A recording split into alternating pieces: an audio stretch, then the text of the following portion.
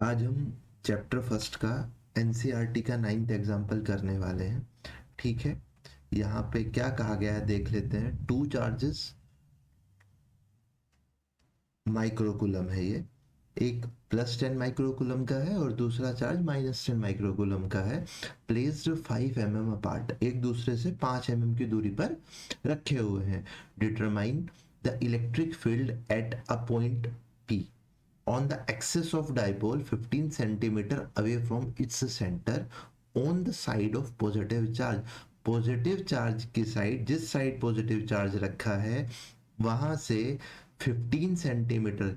कभी भी आप डाइपोल से, अगर कभी भी ये कहा जा रहा है, जब हम लोग डाइपोल का डेरिवेशन भी पढ़ रहे थे इलेक्ट्रिक डाइपोल का, तो वहां भी मैंने बताया था कि अगर कभी भी यहाँ पे तो लिखा हुआ है 15 centimetre away from dipole centre, नहीं भी लिखा हो, सिर्फ लिखा हो 15 सेंटीमीटर अवे फ्रॉम डाइपोल, उसका मतलब होता है कि सेंटर से 15 सेंटीमीटर अवे। ठीक है, हमको इलेक्ट्रिक फील्ड निकालना है इस P पॉइंट पर, हमको इस P पॉइंट पर इलेक्ट्रिक फील्ड निकालना है। ठीक, सबसे पहले एक चीज ध्यान रखना है, पूरे न्यूमेरिकल्स कभी भी आप कर रहे हो कि हम लोग अपने न्यूमेरिकल सोल्व करते हैं एसआई यूनिट में कन्वर्ट करने के बाद। जैसे यहाँ पर दिए हुए हैं वैल्यू, Q1 की वैल्यू अगर 10 माइक्रो कुलम दिया हुआ है तो उसको हम लोग कुलम में कन्वर्ट करेंगे, -10 × 10⁻⁻6 कुलम। सेम Q2 की वैल्यू +10 माइक्रो कुलम, उसको भी हम कन्वर्ट करेंगे 10 × 10⁻⁻6 कुलम। ठीक है, और जो डिस्टेंस दी गई है डाइपोल की, जो डिस्टेंस है उसको हम लोग 2L से डिनोट करते हैं, 2L से। अगर आपको सोच रहे हैं ये 2L क्यों है, तो अभी मैं बता दूंगा आपको एक बार फिर। 5 × 10⁻³ मीटर। ठीक है, ये डाइपोल है। डाइपोल क्या होता है कि जब दो charges equal in magnitude but opposite in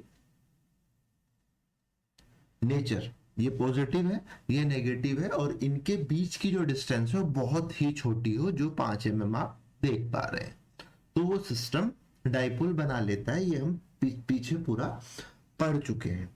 ठीक है, इतना करने के बाद जो डेरिवेशन हमने किया था, क्या कि find electric field due to find electric field due to electric dipole on the axis of dipole. ठीक, उसमें हम लोगों ने एक फॉर्मूला डेराइव किया था, वो क्या था, 2kp। ठीक है, डिवाइडेड बाई r³। ये p क्या था, p था डाइपोल मोमेंट, और डाइपोल मोमेंट का क्या फॉर्मूला था, q इंटू 2L। 2L क्या वैल्यू थी, जो एक चार्ज का दूसरे चार्ज के बीच की डिस्टेंस है। क्यू क्या है, कोई भी हम एक क्यू लेते हैं, 10 × 10⁻⁻6, और 2L की वैल्यू हमारे पास है 5 × 10⁻⁻3 मीटर। ठीक, ये आ गया मेरे पास 50 10⁻⁻9। इसको हम लिख सकते हैं 5 10⁻⁻8। ठीक है, coulomb metre, coulomb metre unit है। फिजिक्स आप पढ़ रहे हैं तो यूनिट जरूर से लिखिए। ठीक, सिंपल, हम यहाँ पे वैल्यूज पुट कर देंगे। के की वैल्यू हम लोगों को पता है 9 10⁻⁹ पता है, Newton metre square per coulomb square के की वैल्यू होती, यूनिट होती है। ठीक, हमने डाइपोल मोमेंट की वैल्यू यहाँ पे निकाल लिया, 5 10⁻⁻8। r³ 15, सॉरी, r क्या है, r है ये डिस्टेंस जिस पर हमको इलेक्ट्रिक फील्ड फाइंड आउट करना है। 15 इंटू 15 इंटू 15, लेकिन ये सेंटीमीटर में है, हमको ये मीटर में कन्वर्ट करना है, तो 10⁻⁻6। 15 इंटू 10⁻⁻2 मीटर लिखते, 3 बार मल्टीप्लाई करते, 10⁻², 10⁻², 10⁻², मैंने एक साथ ऐड करके 10⁻⁻6 लिख दिया है। मैं इसको ये भी लिख सकता हूँ 15 10⁻⁻2 मीटर। इसका सिर्फ क्यूब हमने यहाँ पे लिख दिया है, कोई दिक्कत? इसको सोल्व कर लेते हैं। सोल्व करने का क्या तरीका है? 5 3 जा 15, 3 5 जा 15, 3 3 जा 9 और 3 5 जा 15। ठीक, सिंपल कैलकुलेशन हम लोग कर रहे हैं।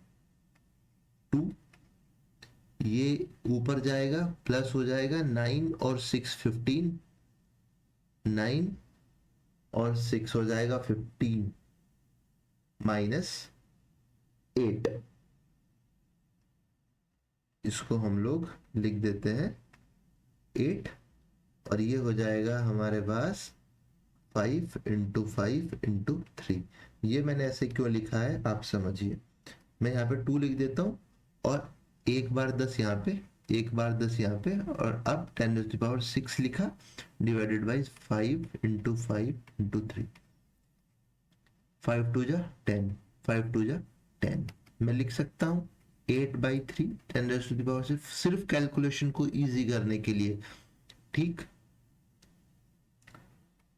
3 2 जा 6, फिर 2 बचा, 3 6 जा 18। यहाँ पे ये आ गया है वैल्यू न्यूटन पर coulomb electric field at P. ठीक, यहाँ पे कोई परेशानी हो तो आप बताइए।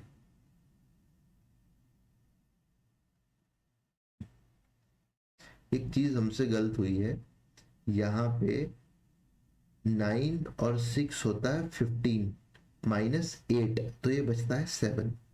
ये यहाँ पे 7। ठीक, तो यहाँ पे ये बचेगा 5। ठीक, यहाँ पे ये 5, तो यहाँ पे ये 5। ठीक है, कोई दिक्कत हो तो बताइए। ये आपका आंसर आ गया है ए का। कोई परेशानी? अब इसमें बी पॉइंट में क्या कहा गया है कि अ पॉइंट क्यू, ये जो हमने यहाँ पे बनाया है 15 सेंटीमीटर अवे है from the centre of dipole o, line passing through o and normal to the axis. इसका सीधा सा मतलब ये कहना क्या चाह रहा है कि जो आपने डेरिवेशन पहले देखा था, क्या कि find electric field due to electric dipole on equatorial plane. ये इक्वेटोरियल प्लेन, ये 15 सेंटीमीटर दिया गया है। ठीक, इक्वेटोरियल प्लेन पर कोई पॉइंट है और हमें डाइपोल के कारण इस पॉइंट पर इलेक्ट्रिक फील्ड फाइंड आउट करना है। इतनी सी बात है। यहाँ पे तो बहुत इजी है अगर मैं इसका सॉल्यूशन की बात करूं, क्योंकि जो इलेक्ट्रिक फील्ड निकालने का जो फॉर्मूला है ऑन इक्वेटोरियल प्लेन में लिख देता हूं, electric field on equatorial plane due to dipole. ये हम लोग डेरिवेशन पूरा कर चुके हैं। डेरिवेशन जरूर कीजिए वो, क्योंकि एग्जाम में आने की उसकी प्रोबेबिलिटी बहुत हाई होती है। के, ये क्या फॉर्मूला है? K dipole moment p divided by r cube. ठीक है, और एक्सियल प्लेन के लिए क्या था? 2kp divided by r cube. सिर्फ 2 नहीं है, यहाँ पे मेरे पास आर की वैल्यू दोनों के लिए सेम है, तो सिर्फ क्या मैं बोल सकता हूं कि E equatorial is equals to E axial divided by 2। मेरी बात समझिए भाई। अगर चलो मैं इसको सोल्व कर देता हूं, इसकी वैल्यू क्या थी? 2kp dipole moment divided by r cube divided by 2। 2 से 2 चला जाएगा, क्या बचेगा? kp by r cube. यही तो इक्वेटोरियल प्लेन का फॉर्मूला है।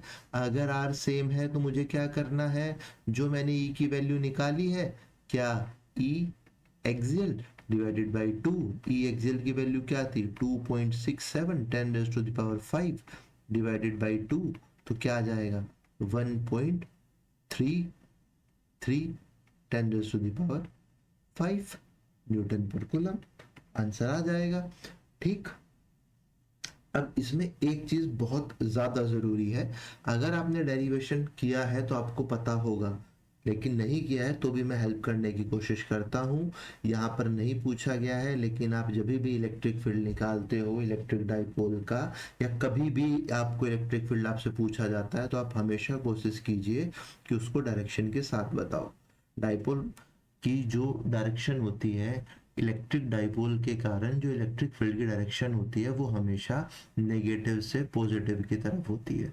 ये चीज ध्यान रखना, डाइपोल के वजह से, डाइपोल के कारण इलेक्ट्रिक फील्ड की जो डायरेक्शन होती है वो नेगेटिव टू पॉजिटिव होती है। जनरली इलेक्ट्रिक फील्ड की डायरेक्शन क्या होती है, from positive charge to negative charge.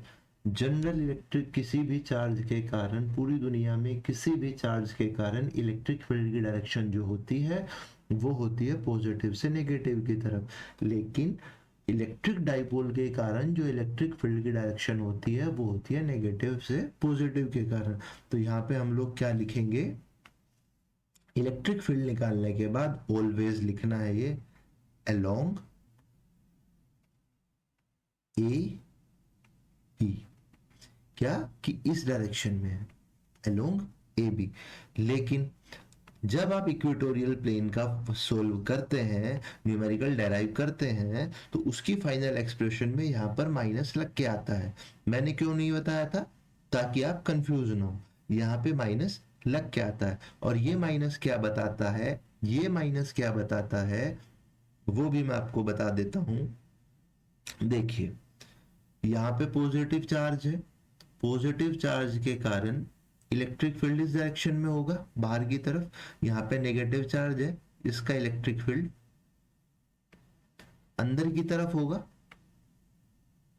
ठीक है, इसका इलेक्ट्रिक फील्ड ये होगा अंदर की तरफ इस डायरेक्शन में, इसके ऊपर होगा। ठीक है, तो इनका जो रिजल्टेंट आएगा वो इस डायरेक्शन में आएगा, बाई सुपरपोजिशन प्रिंसिपल। यहां तक कोई दिक्कत? ये माइनस क्या बताता है कि इक्वेटोरियल प्लेन पर अगर आप डाइपोल के कारण इलेक्ट्रिक फील्ड निकाल रहे हैं तो उसकी डायरेक्शन जो है वो हमेशा against the direction of electric dipole होगी, या opposite direction of electric dipole. जैसे इलेक्ट्रिक डाइपोल के वजह से यहां पर क्या डायरेक्शन होनी चाहिए, इलेक्ट्रिक डाइपोल के वजह से डायरेक्शन क्या होनी चाहिए, इस डायरेक्शन में, लेकिन माइनस लगा है तो यहां पे आपको लिखना है, क्या लिखना है, direction opposite to the direction of किसके, डाइपोल मोमेंट। ये मेरी बात समझ में आई? बहुत जरूरी है ये लिखना। ये माइनस आता है डेरिवेशन में, डेरिवेशन पढ़ लो, नहीं पढ़ा है पढ़ लो। और ये माइनस बताता है कि इलेक्ट्रिक फील्ड की जो डायरेक्शन है वो डाइपोल मोमेंट के अगेंस्ट में होगी। डाइपोल मोमेंट की डायरेक्शन ये है, लेकिन इलेक्ट्रिक फील्ड की डायरेक्शन ये होगी, ड्यू टू दिस माइनस। नहीं समझ में आया है, एक बार डेरिवेशन देखिए, ये वाला मिल जाएगा इसी प्लेलिस्ट में, उसके बाद वापस से देखिएगा। बहुत इंपॉर्टेंट है डेरिवेशन भी और ये न्यूमेरिकल भी। ठीक।